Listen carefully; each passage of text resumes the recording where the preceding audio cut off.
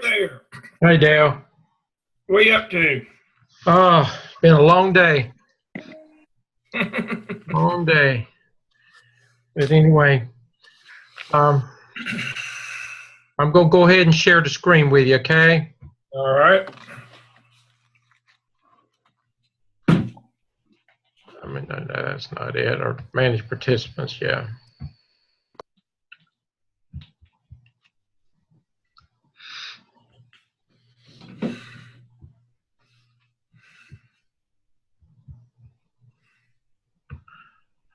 Okay, I've done it.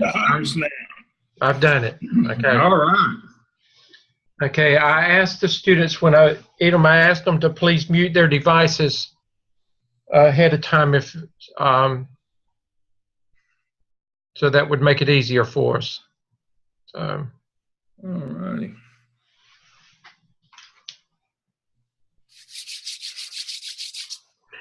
Did that make sense, Dr. Lamb? Did that make sense? What the email with the quick things that we needed to touch base? Yeah, I've got it. I have my list, Dr. Stedman. Okay, gotcha. Gotcha.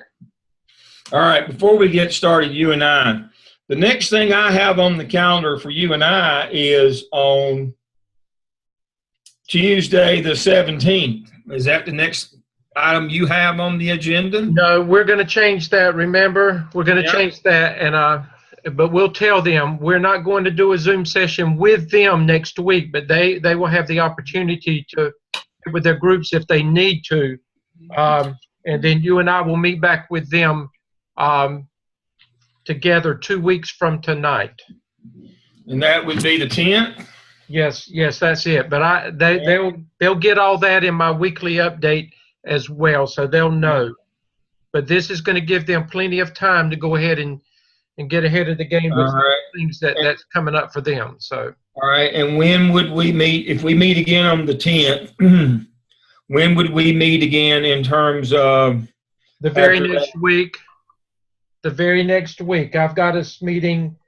Yeah, that's what I've got. 2 weeks back to back. 2 weeks back to back, and we'll see kind of where we are then, because by week 8 we're starting week 7, and then week 8 we really are going to be encouraging them to have everything ready with the APSL so that they can go ahead and submit. But they can't do that until you and I tell them that it's ready, or you especially as their clinical coach. We want to make sure that it's ready. So that if you would just share that with all of them tonight and let them know that that's the direction we're going in. It's moving fast. Yep. Well, we got to be moving fast. Yeah, we have no choice. We got to be moving fast. But if we meet on I hadn't planned to meet on the 24th since we were meeting the 2 weeks back to back. And I've got a board meeting that night at 7. Okay. And then the next week is Halloween. Okay. Remember, we said that if we needed to, that we wouldn't do it on that Tuesday night, that if we needed to do something, we would do it on that Thursday night. But let's just hold off, because I've learned, I love them all, but I've learned if I give them 2 weeks at a time, Emily's going to smile when I say this, they can handle that. But if I go beyond that, it becomes too much. So I'm learning to kind of hold back a little bit and just give them a little bite at a time. Well, I know. She's already running up a tab. I knew Emily would give me the thumbs up on that. Emily, I'm going to visit Emily again Thursday. I'm ready out the road. Hey, Rory, I finally can put a face with a name. I hadn't seen you on the screen before, but both of you are doing excellent work, so just keep up the good work. And others I haven't seen other people on there. Okay, I see Jody and Liz and Corey and Tracy, Michelle, Andrew, David. Okay, I'm learning. And they'll learn this about me. Dr. Lamb knows that I have historically been the face-to-face person that they have used for the last 5 years, and I've traveled all over the place doing face-to-face. So the online, it's been a real adjustment for me because I like being with people, and I like talking to people, and y'all probably have learned that through all my communication that I do. But this has been a big adjustment for me, just doing the online and not being able to see my people face to face every week. So this is as close as I'm going to get to it right now. Okay. But Dr. Lamb, whenever you get ready, we are ready. Somebody want to know, is Emily muted? Yeah, we put a muzzle on her. Okay. Already. I see Christina. Michelle's here with us. Dr. Stedman, help me with some housekeeping before we start. Okay. Tara Bowen and Shayna Steinert. They're not with us. That's what I thought. All right. No, they are not with us. I see Henry and I see Marcus with us. Henry. Right. But those two are those two still enrolled is my question. No. Okay. Everybody else is still enrolled. Yeah. According to the registrar's office. One of the classes, they're 17 and one of them 16. We have 33 students. Right. That's exactly right. Ashley's joined us.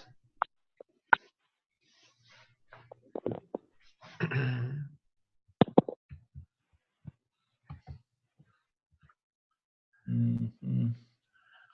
Christina's joined us. Gina's joined us. Okay, good. A lot of them have joined. I was hoping that we would have good attendance tonight because this was going to be an important night. There's others that I just don't know who they are because I see Eli's joined us.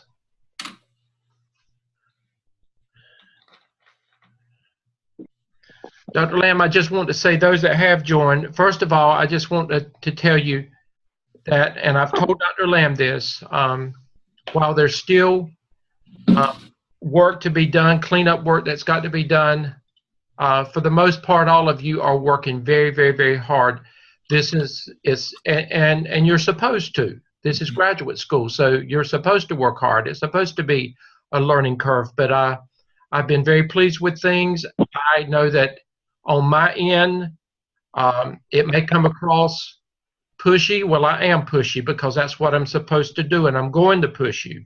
I'm not going to back off if I see something that I need to do. So, and I think y'all are learning my temperament, and you're learning that I'm going to stay on top of it. I'm going to send you an email, and to begin with, it's going to be a friendly reminder.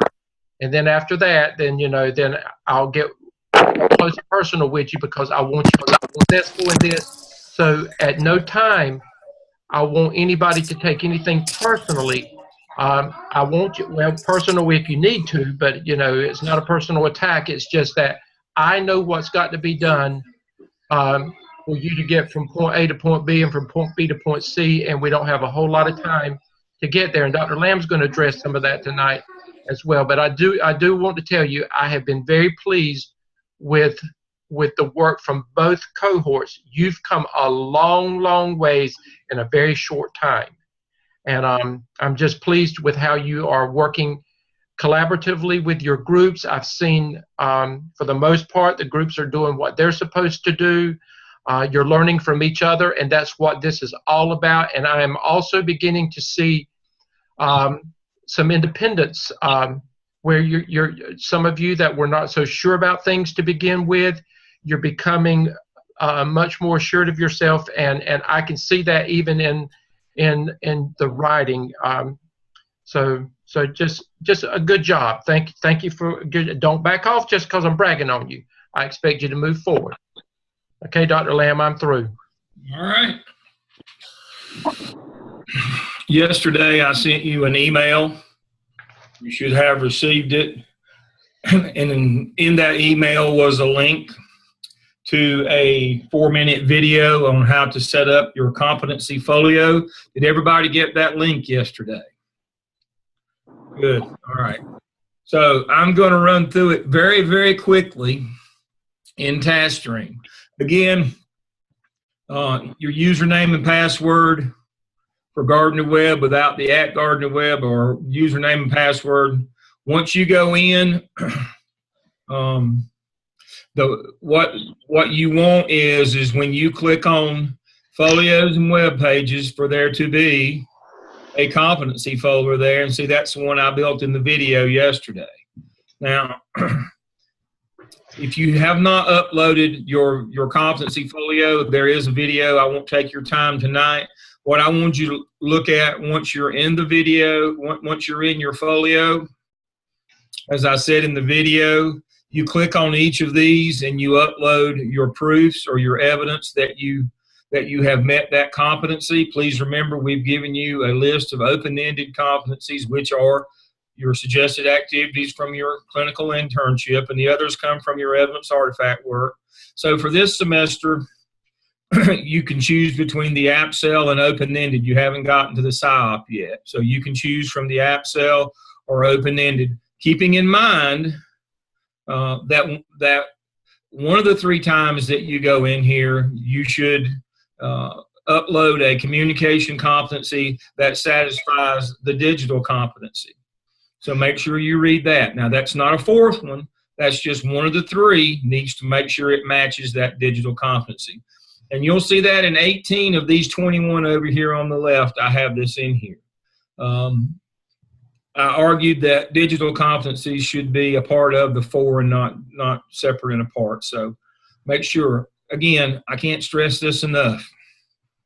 Use the appropriate button for the media that you're using to upload.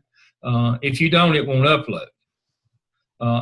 And so once you're in, and you upload your text and image, which would be a PDF, a PNG, or a JPEG.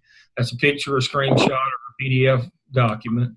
Or if you put in a PowerPoint, or if you put in a Word document, you then request comments. Very important. You request comments from me and Dr. Stedman. There'll be, when you click on request comments, there'll be a box that pops up, and it'll have everybody's name in it.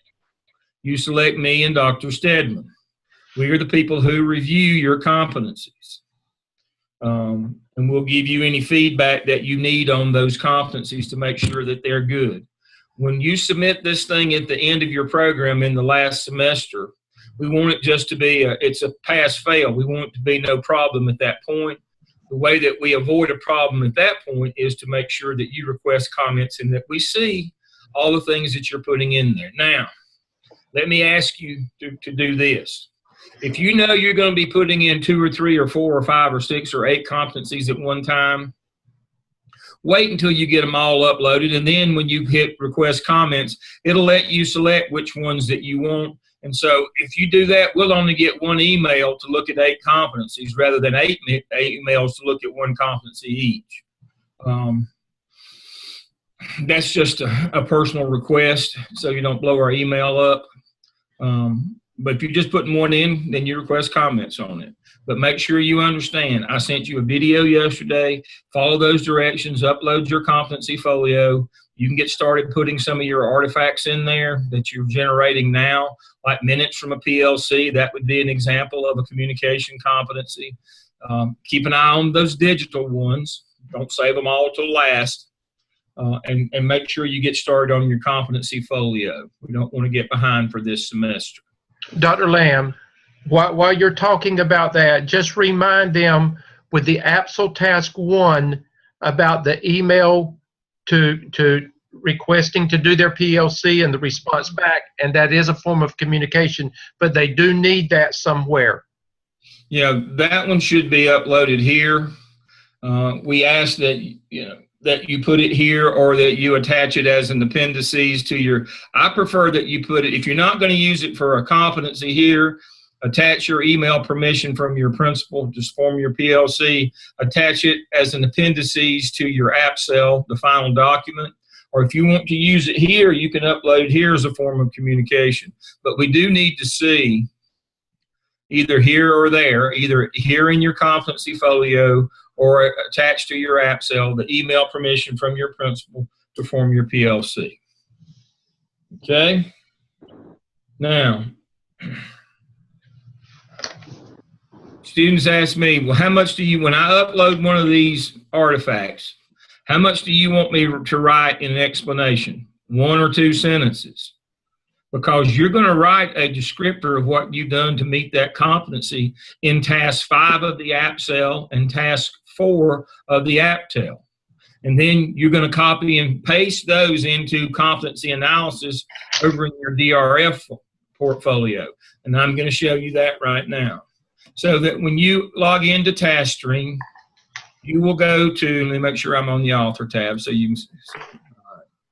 All right, so you folks are fall 17 add-ons. So when you click on your DRF for this semester, we're due the app cell, the app tail, competency analysis, and School of Ed dispositions. You can do your School of Ed dispositions anytime. Those come to me.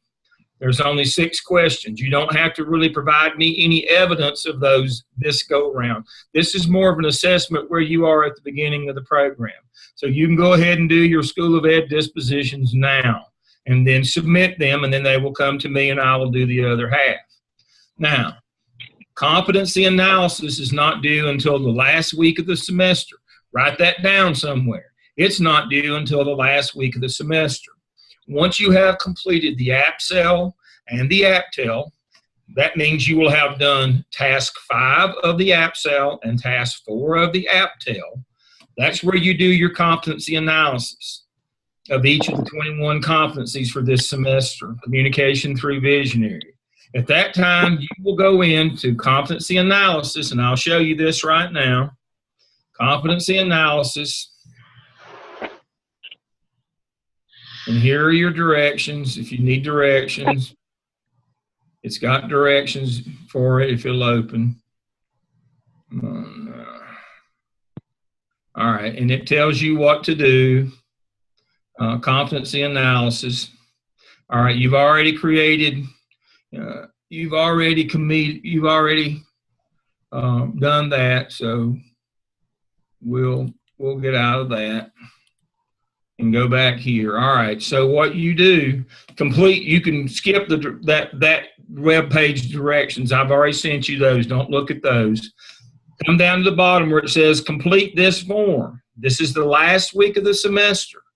And you can see each of these 21 competencies are right here. And there's a box. And you rate yourself as met, not met. You should be met on all 21 because during the course of app cell task 5 and app tail part 4, you will have written all of these competencies. You click on met, and then you copy what you wrote for that competency in your task 5 or task 4, wherever it was found in the app cell or the app tail. You would simply copy and paste it in this box. Okay, Dr. Lamb. Okay, go back. I want you to say that again because you've got the app cell. You've got the app cell task 5 that will be coming up in the very near future. He's just told you what you have to do. That's your reflection. That's your reflection. So again, tell them what they're looking at, their competencies. What competencies have you met? You're going to elaborate on those competencies in task 5 when you do your reflection of what you've done in task 1 through 4 of the app cell. And the ones that you don't talk about in task 5 of the app cell, you're going to finish them off in the app tail. Am I right, Dr. Lamb? That's correct. By the time you get through with this course through the app tail and the app cell, you will have done all 21. So, for example, on my screen right now, you see an app cell. It's the one that I gave you as an example. Where she wrote in task 5, she reviewed her competencies. You simply take and copy the one for change management, what you wrote, highlight, copy.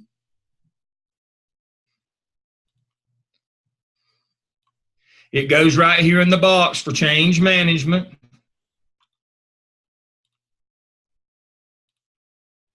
And there it is. That's all you have to do on competency analysis. You put in here, I met it, this is what I did. It will be written in both the AppSell or the AppTel. All of 21 of these will be written. It's simply a copy and paste.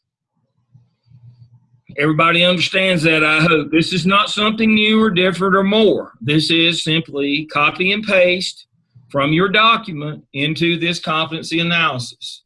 This lets us know that you did all of them, and so that we have this analysis and we can go back and read this and see what you've done more specifically. This is kind of a fidelity check for us to make sure that you're on track with what you need to be doing.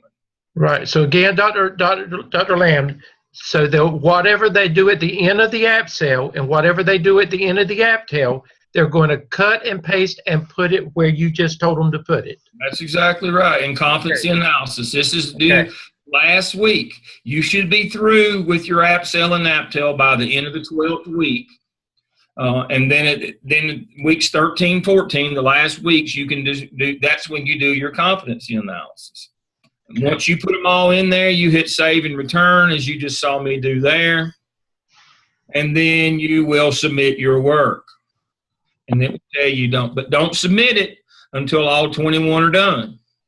And you won't have, now you can upload them. When you get through with your AppSell, if you want to go ahead and upload that 12, that's fine with me. But do not submit this until all 21 are done, and that will be when you complete the AppTel somewhere in the 12th or 13th week.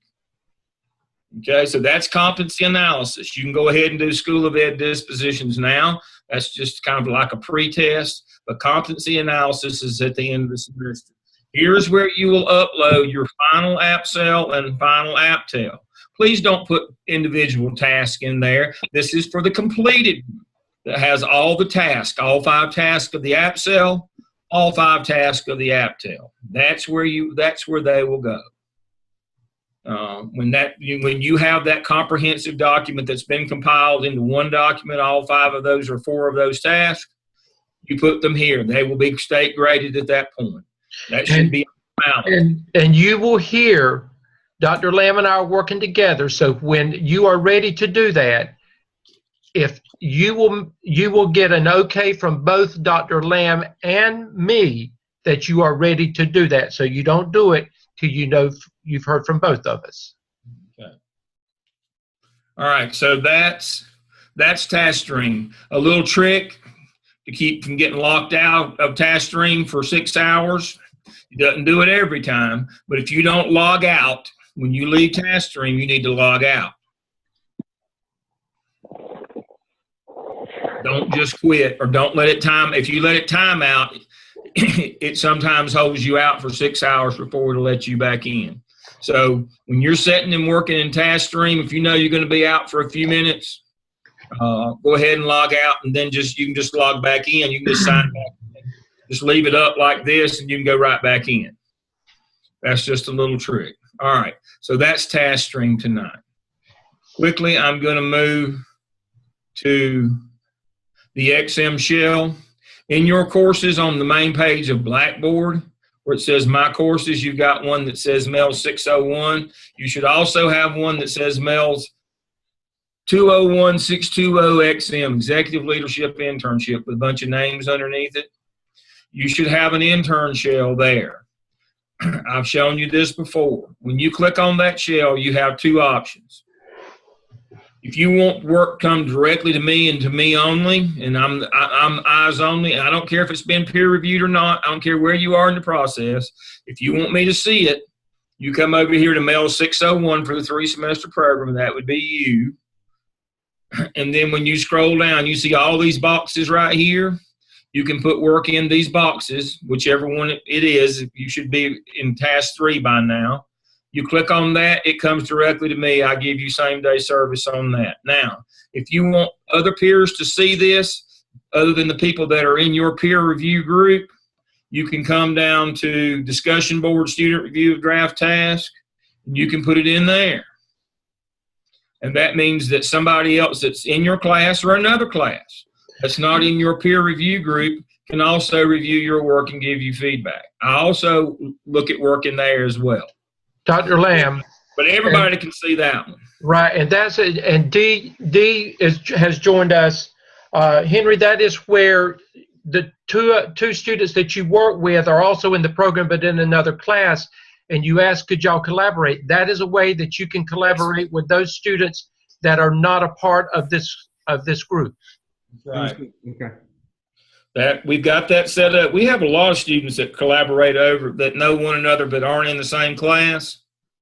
And that's why we have this, so that you folks can collaborate across. We actually have some that collaborate across cohorts, and that's fine too. If you've got somebody that's ahead of you in the program and you'd like their feedback, that's what this is for. They can come right in here, click on this click on discussion board. This is not specific to a group, or it's not specific to a class, and they can come in and read your work. So we have it set up for that purpose. We get a lot of cross-class collaboration. I like that. So that's your XM shell. All right, please remember that what your XM shell is for. All right. Now I'm going to go down a list of a couple of things here that I want to make sure that I cover with you. All right. We've already talked about we want the email that grants permission to conduct your PLC. We want it either attached as an appendices to your app cell, or we want it in your competency folio. Annotated bibliography in task 3. Let me quickly go to what I expect there. You see on the screen an annotated bibliography is a list of citations, books, articles, and documents. Each citation is followed by a brief, usually about 150-word descriptive and evaluative paragraph with the annotation. The purpose of the annotation is to inform the reader of the relevance, accuracy, and quality of the sources cited. So it means what that means is don't do a Google search. What we want you to do is a professional search like ProQuest, or there is a search engine in Blackboard for you, or some, actually it's in Web Connect. Let me show you that.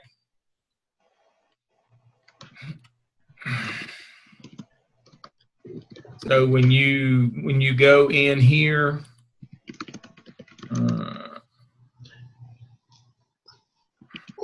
and Dr. Lamb, while you're looking, I will say that that's still a work in progress, but they submitted this past Sunday night, and for the most part, I was very pleased with the majority of the annotated bibliographies that have been submitted to this point.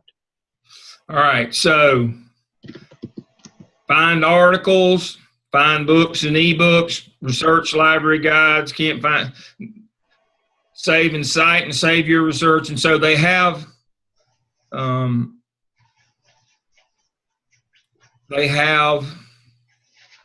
here we go right here. You can go to the library website, Bulldog's One Search right here. This is a professional search like an Eric search. Use this rather than Google when you're doing your annotated bibliography. Let me show you how I got there again. I simply clicked on library from the page when you sign in to Web Connect. I clicked on library, then I went to the search icon here. It takes me to the library web page. And right here, Bulldog One Search. You can also do a ProQuest search. I like that one even better than Bulldog One. But probably what you would want to use most of all for annotated bibliography would be a ProQuest search. And so I'm going to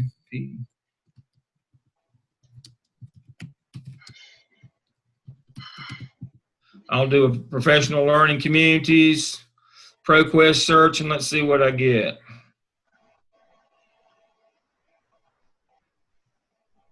There we go. And so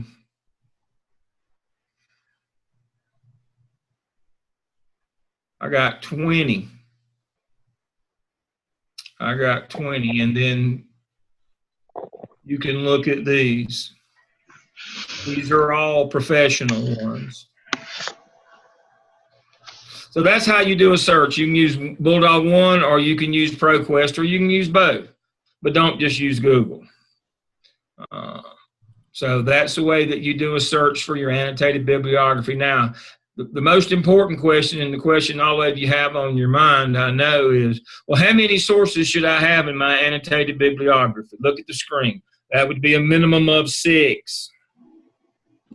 A minimum of 6 sources in your annotated bibliography. All right, moving on. All right. All right. Nose, okay. Dr. Lamb, Yes. talk to them while we're on task 3 about the literature review, because it says literature review and annotated bibliography.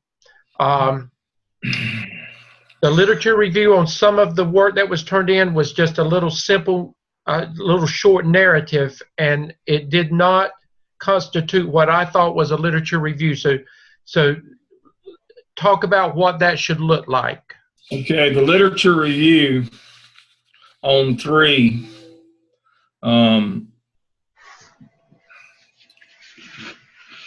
The way I look at that, the literature review should cover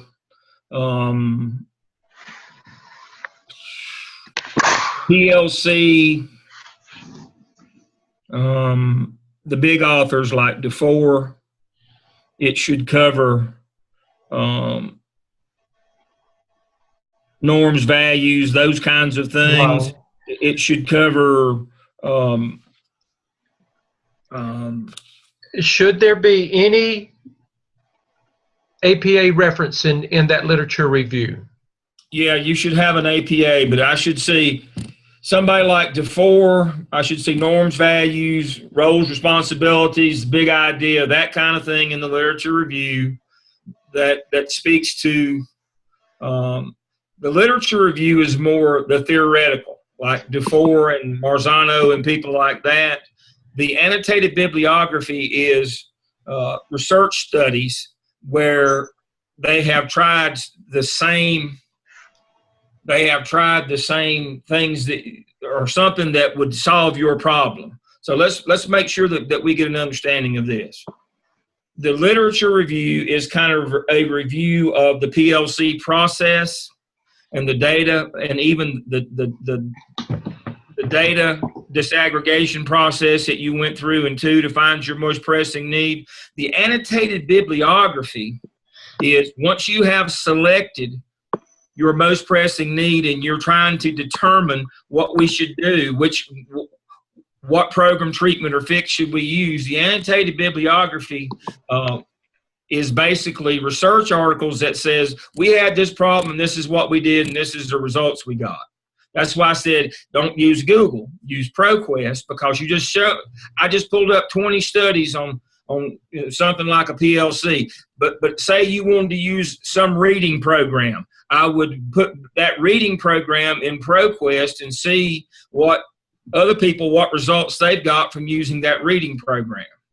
So literature review is of the big ideas, PLCs, all that stuff. That's your literature review, maybe even APA. But your annotated bibliography is about what we're going to pick to try to fix our problem.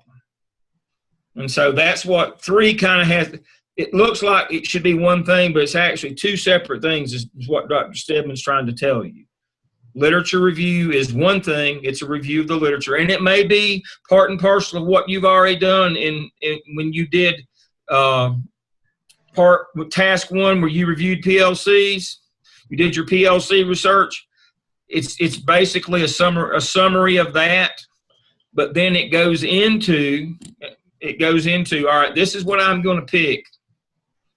This is what I'm going to pick this is my problem.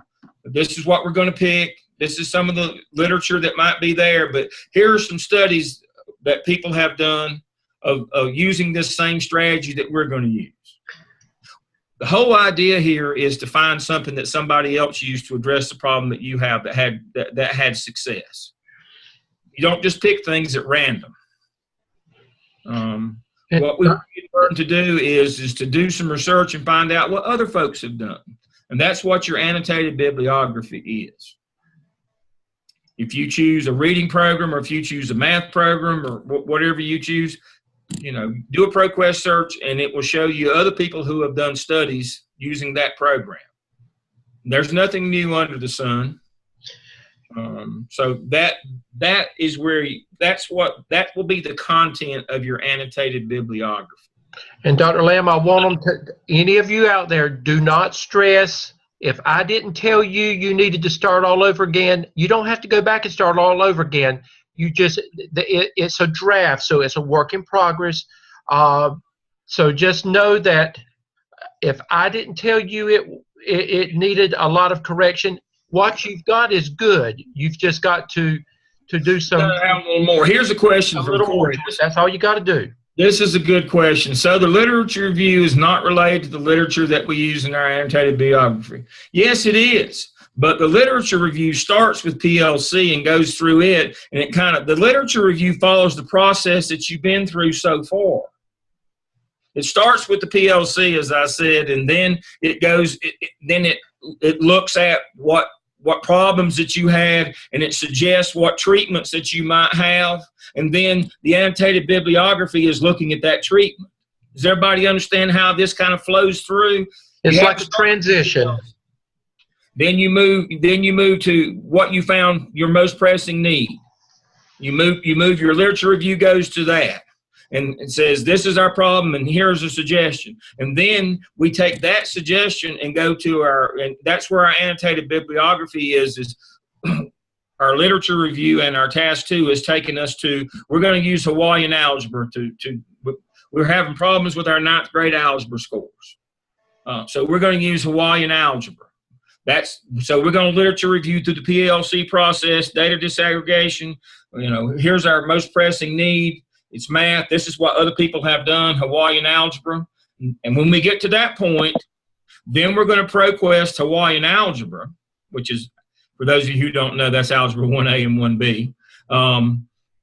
We're going to ProQuest Hawaiian algebra, the treatment that we picked, and we're going to see what other people have done with that.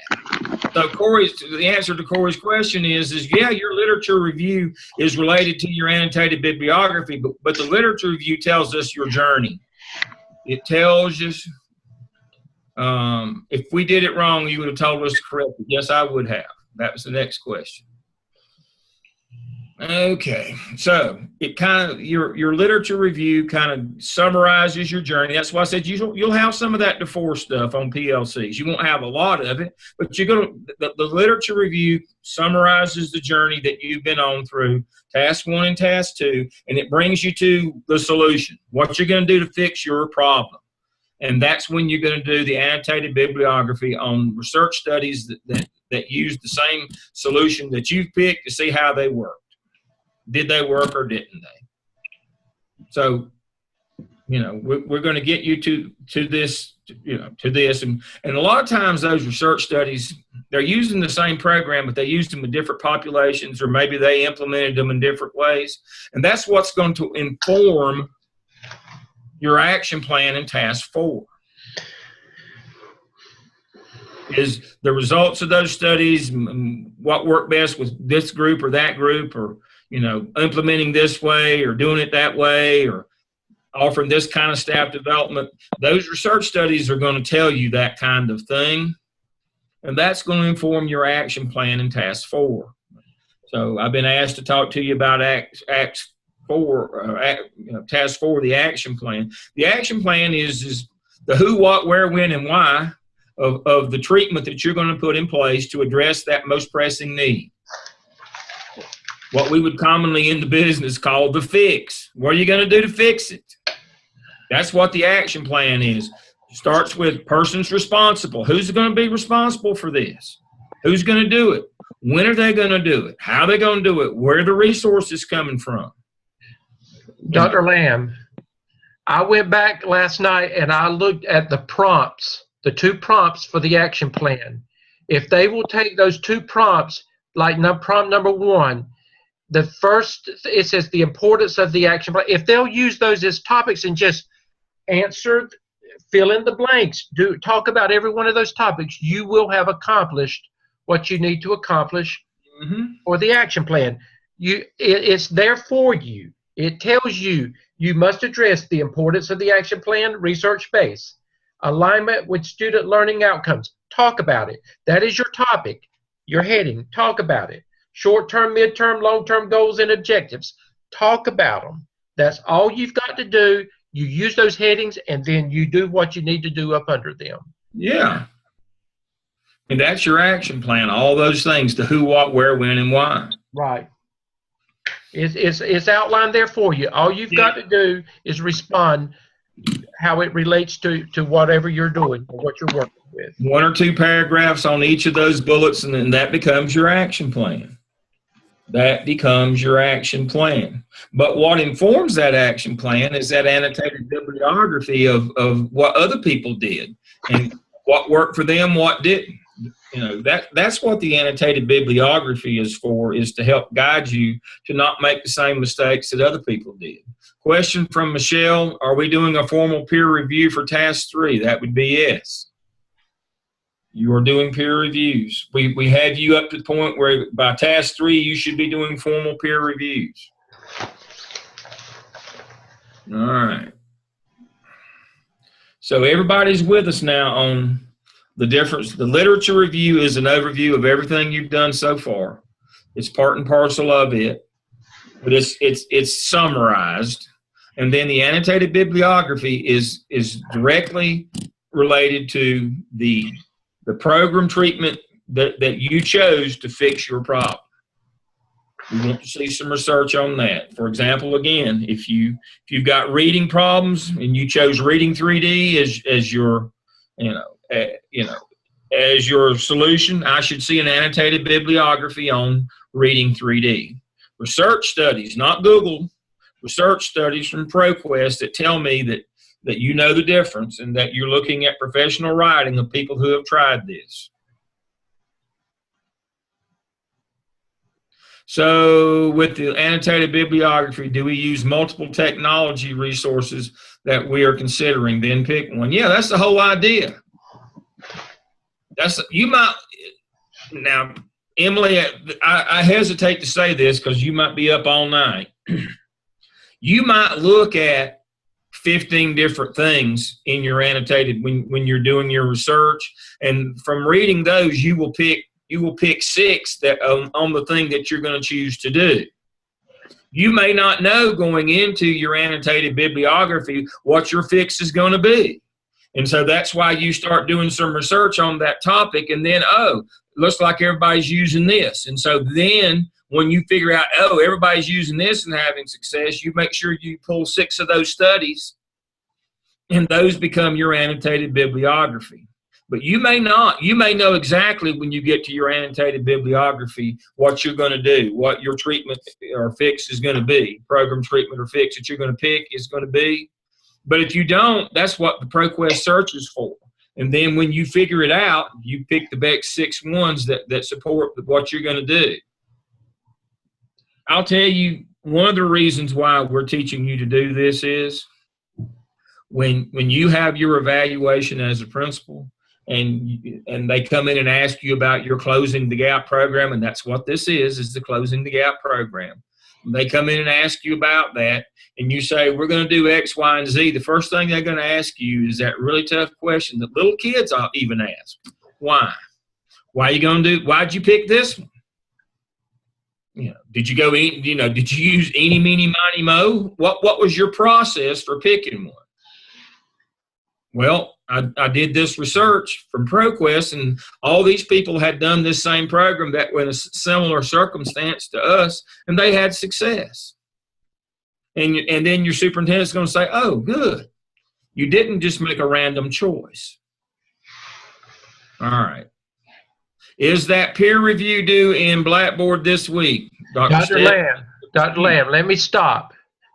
And I'm going to make a point now. I take the time to send out every week. I send you a look at that week and then a glance at the next week. If you have read what I sent out to you this week, you will see at the very end of that document that it says, first of all, that there are no assignments due this week. You will see that in the document that I sent out. And at the very end of that document, you will see Absol Task 3 drafts due with peer reviews with Zoom conference link, and that is week 6. So look at what I send you. It's very important. If you follow that, you will save yourself a lot of anxiety and a lot of problems, because I have really I've made it very simple for you. So look at what I send you. It's important, and it'll keep you focused for that week, and then let you begin looking at next week. There is absolutely nothing that is due to me this week, but that doesn't mean that you can't go ahead and get ahead of the game. Don't wait until the end of next week just because you've got 2 weeks to do something. Use your time wisely this week. Okay, I'm through, Dr. Lamb. All right. Emily thinks hers is all wrong. It's not all wrong, Emily. You mean, I've read. Emily's fine. Emily's fine. In Blackboard, under week 4, it says it has at least 5 reference and 3 online tools. Yeah, at least 5. I like 6 and 3 online tools. That's correct. And I just pointed out how many online tools did I just point out? I just pointed out Bulldog One and ProQuest, and you can even use Google. So I just pointed out 3 online tools, and I like 6. And Dr. Lamb, again, when you're getting stuck, the reason you're with Zoom groups is reach out to each other. Don't sit there and get frustrated because you don't know what to do. Reach out to somebody and say, can you help me with this? It's okay to ask that question. All right. Corey wanted to know if it was sure that the 5 was okay. I like 6. 5's fine. I prefer 6. I always like to do a little extra. We told you at the beginning we like a little extra from ours. That's why I held up 5 plus 1. I like a little extra. 5 will get you by, though. That's fine with me. Did you say task 3 is due next week, or did you mean task 4? This is a question from Ashley. Dr. Stedman? Task 3 peer reviews are due next week. Absol task 4 is due in Blackboard next week. Go back and look at what I sent out this week. It clearly is defined on that information that I sent out this week. What is due next week? Okay. All right. Roy wants to know, can we use our PDP as part of our action plan? Yes, but you might, let me close my door. It'll get hot in here now. You might want to save that one for the AppTel, but if you want to use it now, that's fine. If you read through the AppTel, you're most likely to use your PDP in tasks 2 and 3 of the AppTel, but if you want to use it now, that's fine. Because in the AppTel, you're going to be asked to do some staff development, lead a group in staff development, do some things that's probably in your PDP. But read through that and make sure that you're not going to have to, if you're not going to use it in task 2 or task 3 of the AppTel, and you can read ahead, then you can use it here, but don't use it in both. You understand that? You can use it here or there, but don't use it in both. So read through there. All right. Do we have a peer Zoom session this weekend? That's left up to them. All right. And I have one person here who says I must be in the wrong session. I feel that way every day. All right. All right. So let's go back and revisit task 3 again. Your literature review is going to be like PLC, where you started this semester. You can put some APA in there if you want to. It's going to speak to the data disaggregation that you did and whatever system you used, what literature that you should have reviewed to tell you how to look at your data. It's going to speak to what your most pressing need is. If you found out it's reading scores, a little literature review that, a lot of folks have had reading score problems, and here are some of the things that they did, and maybe list 3 or 4 different things that other people did. And then your annotated bibliography is when you look into those 3 or 4 things that they did. So I would have three, look on the screen, I would have three major sections in my literature review. First one would be PLC. The second one would be data disaggregation. The third one would be, this is what we found our problem to be, and this is what some other folks have done. And then my annotated bibliography would be on, we're going to look at those things, and this is the one we picked. Dr. Lamb, It'd be just that simple. and you're gonna say to yourself sometime, well, I've already said that somewhere else, Yeah. and you're going to repeat yourself sometime. So it's okay. It's okay. So you're going to find throughout the process as you build this thing, data's data. So you're going to repeat yourself with different things. I don't want to see War and Peace Right. on this literature review. Right. You've already given us a big, long review. It's of not a dissertation. It's just going to be a summary of PLC. It's going to be a summary of data disaggregation. It's going to be a summary based on, this is our most pressing need, low test scores in reading. This is some things that other folks have done. And then you're going to go straight into your annotated bibliography that says, all right, here's some research studies that say that this particular one of these three or four things works best. And this is the one we're going to use. The annotated bibliography is supposed to be definitive for you so that you'll know which treatment or program to choose. There's more than one treatment or program out there for every problem. Let me say that again. For every problem, there's multiple choices that you could have as to what you're going to do to fix it. Your annotated bibliography is going to guide you in that choice, and then you're going to display that information that shows I did my homework. I picked this one because it works. Oh, Lord, I got 5 chats now.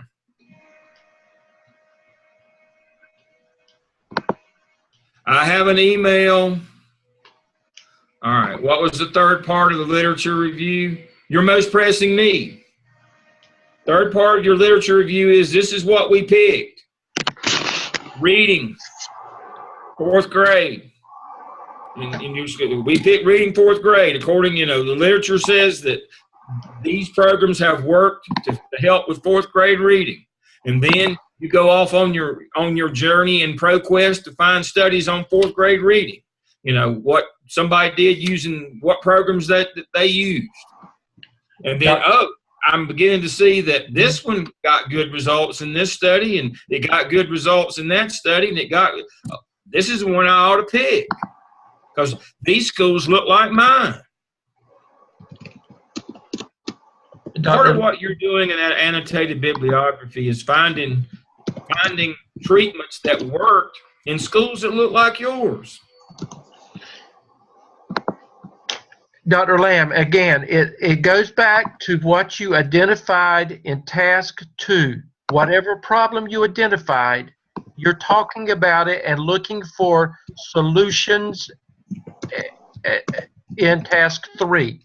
And then you're going to actually put it in a plan in task 4. Am I right, Dr. Lamb?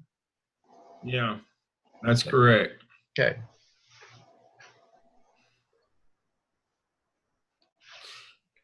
Oh, wonderful. Oh, wonderful.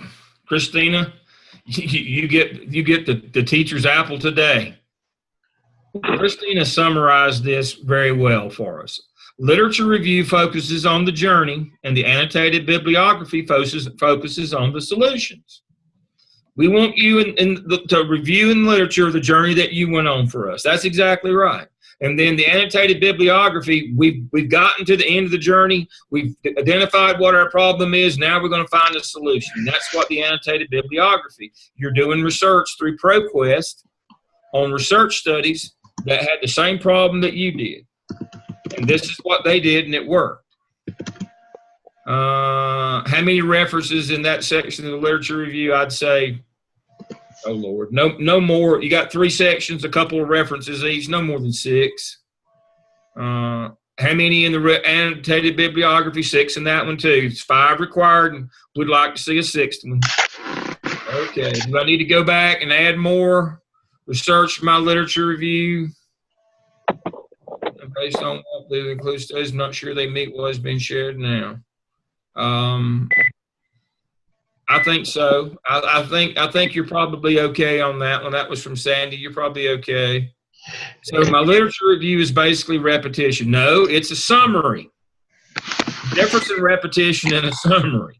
You're summarizing the process you've been through. So in a sense, it's repetition, but it's a summary. Don't just copy and paste the whole thing again. Summarize what you found. The big ideas, big points in your literature review. Summarize that. And Dr. Lamb, I want most of them to know what you turned in Sunday night. Most of the work was very, very good. So it's not, you're not having to go back. It was a draft though, and a draft means that it's a work in progress. So you're just going to go back and you're going to fine tune and fix what needs to be fixed. And you may go back to it and say, oh, I've got everything. The point that we're making tonight is these are things that we're going to look for with the final product. So if you need to fix it, now's the time to fix it.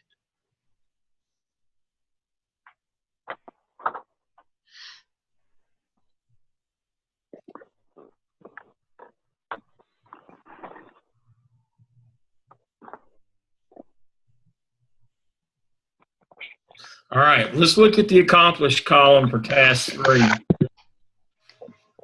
In the grading rubric, the annotated bibliography and online tools demonstrates knowledge of best instructional practices associated with identified need. That's what I've been trying to tell you. We're trying to figure out what's the best way. These research studies will tell us, our annotated bibliography will tell us, and the research tools tell us that you didn't just go any, miny, mo, that you use legitimate sources to find studies that are best practices for the identified need that you have. That's what an annotated bibliography. It's not just random stuff. It's got to be research studies that are trying to fix the same problem that you have. That's what your annotated. The candidate has utilized data to specify needs and provides evidence that research-based strategies will be used to address the needs. Again, that's section. What was that one? Section 2. That's section 2 of your literature review. The narrative references to PLCs. That's section 1. And establish expecting for bring this down. So, what I told you tonight is just a reverse engineering of the grading rubric. The literature review has PLC, it has data, it has your most pressing need. And then your annotated bibliography is a review of the best practices, what people have used to fix your problem. It's right there in front of you. I hope you can all see it on my screen. The accomplished section for the task 3 in the grading rubric. What I just told you tonight. That's what, there's 4 little sections there. That means there should be 4 sections in your task 3. 3 that are your literature review that address the PLC, that address your data disaggregation, that address your most pressing need, what that is, and then an annotated bibliography that tries to find a best practice for you to address your need. That's how you close the gap. And these are things that you have to show your supervisor when they come out to your building, like I used to when I'd go out and ask principals. What was your system to come up with this? And I better not hear, well, that's what we've always done, or a friend of mine did it at his school. No, I want to see professional work here. I want to see a professional at work here. I want to see real research that you understand that all sources don't have the same merit, that you need to go to a professionally refereed journal or professionally refereed articles that speak to research studies that end up being best practices for the problem that you have. So if you will look at this, if you will simply look at AppSell Task 3, the grading rubric, in the accomplished section, it tells you the 4 sections that I just outlined for you. Just that simple and easy. We don't make this stuff up as we go. we're given this state grading rubric. And what we do is work backwards from that in the task that we design for you. We always start with the end in mind. What does the state grading rubric look like? What tasks would lead them to be able to hit this rubric? That's what we set and figure out. We actually do this for a living, and so we try to set and figure it out, what they're asking us to do. The state's just interested that you've done these things. It's up to us to figure out a system or a program or a set of tasks that leads you to what they want right here on the screen. This is the state grading rubric. This is the rubric that you will use when you submit your final one in task string. This is how it will be graded. That's why we have you do all this stuff along the way, because we know how your work's going to be graded at the end. They told us up front. So these aren't opinion things. When you ask us these questions, they're not opinion things. Our answers are based on this grading rubric. That it's just that simple. I mean, this is not, there's nobody's pulling your leg here, or nobody's telling you to do one thing and expecting another. We tell you exactly what we want you to do up front based on the state grading rubric. This is the quickest way to get it done. Dr. Lamb. Yes. Can you hear me? Yes, I can. I have a question, and I don't want to type it because I want to make sure I'm understanding correctly.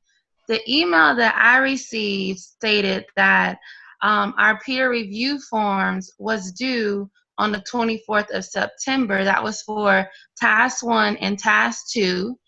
And we had to do 2 for 2 different members in our team. So we were supposed to submit 4 peer reviews. And then also we were supposed to turn in task 3 on Sunday by 9 o'clock. And that's what I did. So I guess I'm a little confused because I'm trying to, I know task 4 is coming up and we're spending time addressing task 3 unless I'm incorrect and I shouldn't have submitted task 3 this past Sunday. Task 3 was a draft. Okay. That was Sunday night.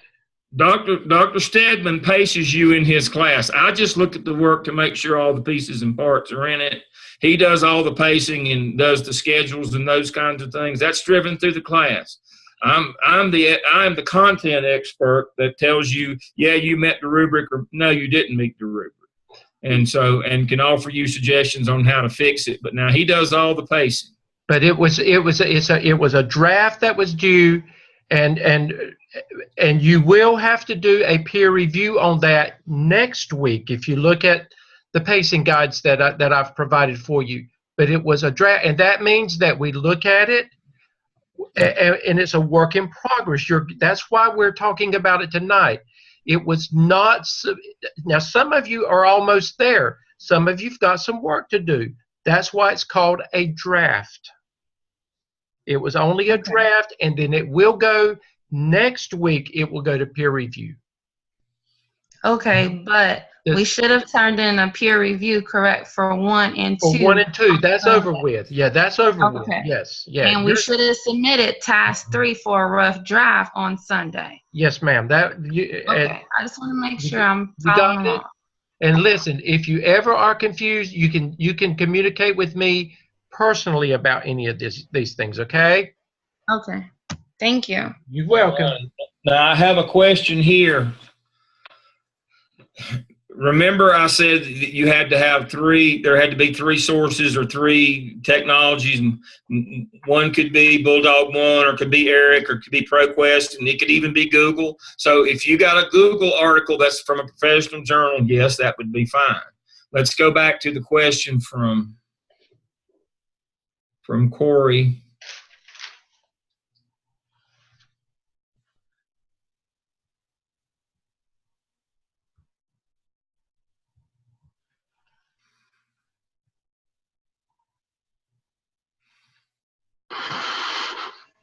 All right. 5 references and 3 online tools. And I told you that one of them could be ProQuest because we offer that service free, and you can use Bulldog One and you can use Google. But Google should be of professional references or professional journal articles. It shouldn't just be opinion pieces. Okay? So yes, you can use Google. Now, You said, but Dale, you said 6. Well, that's why I said if you want to be accomplished, if you want to do 5, that meets the standard. That's fine. But I'd like to see 6. I always want a little bit more. Always just a little bit more. But that's up to you, whether you do 5 or 6, but you can't do 4. You can do 8, but you can't do 4 or 3. You got to do at least 5. We recommend 6. So that's the answer to that question. But yes, Google can be one of the 3 online references. But it can't just be opinion pieces. It would have to be a professional journal articles. But you probably won't find as many of those on Google as you will ProQuest. ProQuest is going to be more dissertation, more high-level stuff. Google's just going to be interest articles mostly and paid things. And so I like ProQuest the best, but Google won't hurt you. All right, looking over my list of things to do here. Let me close that out. All right, so we talked about TaskStream. We talked about Blackboard. Again, Dr. Stedman does all pacing. He sends out a weekly guide on his pacing. He does all of that. I do content. He does process. And sometimes I send it twice. The content, yeah. And so, all right. So if you have questions, you can ask me or you can ask him. Remember, don't ask me pacing questions about when what is due. That's all on him. That's why they pay him the big buck. The big buck. I'm just a teacher assistant. I'm just here to take y'all to the bathroom and lunch. He's really not telling y'all the truth. That's all I do. I just take you to the bathroom and lunch. Watch you on the playground. He's the brains of the outfit. My job is to look and make sure that we hit the content. That in the end you will pass the state grading. His job is to do the same, but he's more of hit all your notes, be on time, keep on your pacing. He does all those sessions and all those things with you. My job is to make sure that we don't get these sent back from the state that they get rejected. Now, before you melt down, Emily, if it gets sent back, it's not on you, it's on us. I'm the on-campus person that has to deal with that. So you'll never know if it gets sent back, but I will. So that's why I have to make sure along the way that what goes into TaskStream is not going to, that when it gets passed in TaskStream, when the state reviews it, they don't go, oh no, that's no. So you will have an opportunity if something were to go wrong and we were to blow a gasket here, and Dr. Stedman and I were to fall down and hit our heads or catch Alzheimer's right quick. If your work goes to TaskStream and it's not good enough, you do have the chance to do a revision. But the state doesn't like that. And so that's what I'm referring to is we get monitored on how much work goes in and gets sent back. We don't want any sent back. So that's my job, is to make sure that we don't have a bunch of work sent back for revision. Dr. Lamb, I'm just going to go on record to say, you've been there longer than I have. I've been there almost 5 years. Neither you nor I have ever had any work sent back. No, never happened. But we're not going to let that happen. No, we're not going to let it happen. That's not going to happen. If we have, the next time we get work sent back from a student will be the first time. It's not that way with everybody, but no, we're not having any sent back. That's not the way it works. That's why I said we always ask you for a little bit extra. And part of the reason why we ask you for a little bit extra is that we don't have to worry about, I don't want to slide in just, now that may be the way that I get into the kingdom of heaven, just slide in under the gate just before it closes. But that's not the way we work in this program. I don't want you to have to slide in. I want you to be able to walk in and, that you've cleared the bar by, 1,000 miles. I don't want you walking in and we're worried when you submit and it's a coin flip as to whether it's going to pass or not. That's not the way we work. We want a little more. And that way we're sure that we've got enough. Okay, so do I have all morning allotted for Emily on Thursday? I've even pushed dinner back Thursday night. What are you talking about? I've already told my wife I won't be home till after dark. She said, but you're going to be there at 9 o'clock? It's only 20 minutes up the road. I said, yeah, but whole dinner. I'll be late. Using technology with classroom instruction that works. Yeah, I'm glad to know you're sitting there with me. I only have 4 million questions now. Well, I knew that. See, I'm gonna get a special dispensation. I'm gonna declare Emily exponential. I should get paid for 10 students for working with her. She's already used up all the money for this semester. She's working on next semester already. Oh Lord. But if that's what you need, that's what we'll give you. Doesn't matter. It does not matter what you know. That part never factors in how much time or effort or energy on our part. What's important is what you get on yours. Again, everybody. This is no man or woman left behind. Everybody's going to get through it. Yeah. And everybody's work's going to make it. But this is not. We don't ever have any of ours that don't make it. Dr. Lamb, while you're looking at your notes, just a reminder again for those that joined in later, there will not be a scheduled Zoom session next week with Dr. Lamb and me, but that doesn't mean that you don't continue to work. You've got this week where there's nothing that's due to me. You can send me stuff if you need.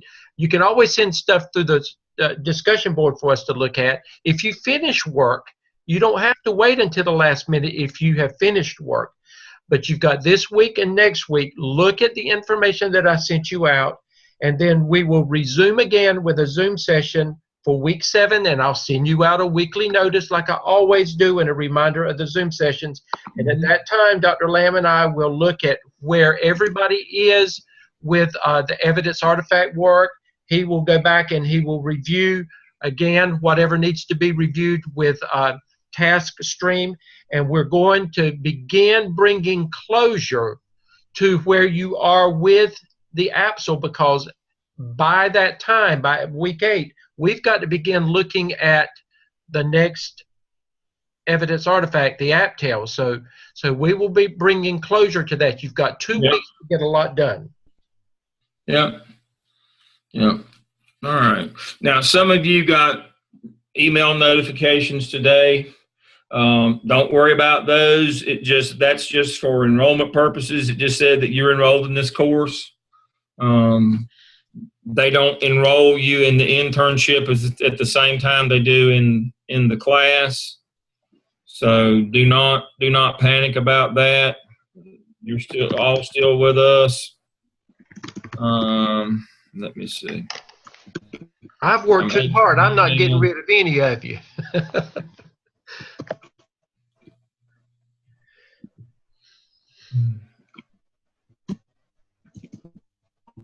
All right. So, yeah, okay. I've answered 2 emails here while we were talking. All right. Dr. Tyndall, wave if you can hear me. Is that a Clemson shirt? Will I be in trouble if the answer is yes? Well, I just think a lot less of you. That's hard to believe. I can't imagine you thinking much less. Oh, no, I tell everybody that's how I got my degree at Chapel Hill. I got it via the Clemson method. I drove through town real slow with my window rolled down. I just threw my degree in. Thank you. Thank you very much. I appreciate that. Thank you. I just couldn't resist one last parting shot tonight. Thank you. Thank you. I'm always available for email or Zooms. If you know, I only invited Emily because she's she needs extra help. But I do as we move into you become my legacy interns. I do Sunday afternoons, and we meet pretty regularly and just mostly talk and laugh and tell stories on one another on Sunday afternoons. But if you feel the need that you need more, and God, I don't know why anybody would need more of me. let me know, and we can do some just you and I Zooms. I do those all the time. We're doing so many with Dr. Stedman, but I do Sunday afternoon Zooms. I have to wait till 3. I have an intern in Hawaii, and she's 6 hours behind.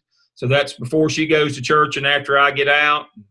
I can't miss church because I could sure use some churching up. So normally about 3 o'clock on the afternoon, and on Sunday afternoons, about once a month, we get together and talk. Just it's kind of free form, not based on a course. So if y'all would like to be invited to that, and again, it's legacies that are older, that are not older than you, but they've been in the program longer. But I also do that as just kind of a chat. If y'all are interested in the Sunday afternoon, and I've been doing one this Sunday. So Dr. Lamb. I included Emily, but if y'all would like to be included in, I'll send you the link if you'll send me an email. Let me answer the rest of these questions, Dr. Stedman. Dr. Lamb, while you're looking at this, D or Henry sent me this message. He said, Dr. Rivas sent out an email stating that they should not do anything in task stream until notified otherwise. He said, is it safe to say that you just got notified otherwise? Do what now? They just got notified otherwise. Okay, that's what I want. I just felt like everybody needed to hear that. Okay. They gave me the high sign today. Okay. That's why I sent out the link for competency yesterday. Okay. He said he's ready today. Okay, got you. I was hoping to be able to cover task stream with him tonight. Okay, that's got that then. So we're good to go. And so I think, so Sandy's question is about Dr. Palermo. He's your coach that makes your visit. I'm the coach that works on your content, and Dr. Stedman is your teacher. And so Dr. Palermo is proximal. He's close to where you are, and that's why he comes and makes the visit. I'm getting old and tired of running the road, so I'm getting some help out making face-to-face visits. Is there a limit how many times you can have clinical coaches look at our work? No, there is no limit. I knew that would be Tracy. I saw her the other day. I see, hey, how are you? She's in Mooresville at the graded middle she's with Ayana there and Jerome, and it's like old home week when I go there. And so, no, there's no limit. I'll read it every time. And I will too, Dr. Lamb. You can send anything to me anytime for me to look at for you. You'll read them every time. There is no limit. Now, what we'd like to see is over the course, over the process that we're putting you through here. Hopefully, by the time you get to the next course, you won't need us as much. Now, that doesn't mean that we won't be here, but it's just like beginning teachers. You give them more tasks. You have to have task behaviors with them, but it's more relationship in the beginning. You need more help, you need more support, and as you grow in the program, hopefully that you won't need as much from us, and that's not because we don't want to give it, but that's part of the leadership development process. Is that in the beginning, just like if you remember back when you were a beginning teacher, you needed a lot of help, need a lot of support. That's kind of the process here. As you're emerging leaders and emerging administrators, you need more help and support up front, especially when it's something you're not used to doing. This is not intuitive stuff. This is new to you, and so that's fine. And that's why we're here for you, because we know it's new. Well, Dr. Lamb, I've already begun looking at my weekly update for next week. I've begun looking at that, and I'm going to go ahead and steal it a little bit of my own thunder. I told them, to begin with, some of you are working in administration, but most of you are in the classroom still. So you started this program as a teacher, thinking as a teacher. But one of the things that, and I put it in my memo that will come out next week, is that you've got to take off that teacher hat and put on that principal hat and start thinking as an administrator with whatever you're doing from this point on. You will be in the classroom, but you're going to begin thinking and doing things differently, and you're going to even look at some of your colleagues and you're going to wonder why they're doing some of the things they're doing sometimes, because you're moving in a different direction and you're supposed to. Okay, it's your time, Dr. Lamb. I'm through. I'm done. Okay, but I think we've answered. I think we've answered everything. And first of all, I want to close by telling you, I know how I've already learned most of your personalities, and I know. Do not stress. If there was a major problem with anything, a major problem, I would have already identified it with you. The purpose is to go back and look at what you've done and to enhance what you've done if you need to. This was to bring clarity to some things, and Dr. Lamb, thank you. You've done an excellent job with that, and I really appreciate how you collaborate and work with me with this. But they're doing a great job. You just continue working and doing what you're supposed to do, and don't waste your time. You've got 2 weeks. You need to use these 2 weeks very, very wisely. Okay, I'm through, Dr. Lamb. I am too. You can take back the host. I'm going to hit stop share. I'm going to let them get started back on what they're supposed to be doing, and I will be communicating with you. It's okay to email me. You've got my phone number. If you need to call me if it's something relevant that you need to talk with me about. But you're doing a great job. Keep on doing what you're doing. Okay? All right. Y'all have a good evening. All right. Mark your calendars for December 3rd. Santa Claus. I'll see you then. Okay, and I'll send some information out soon. Okay. All right. Okay, bye.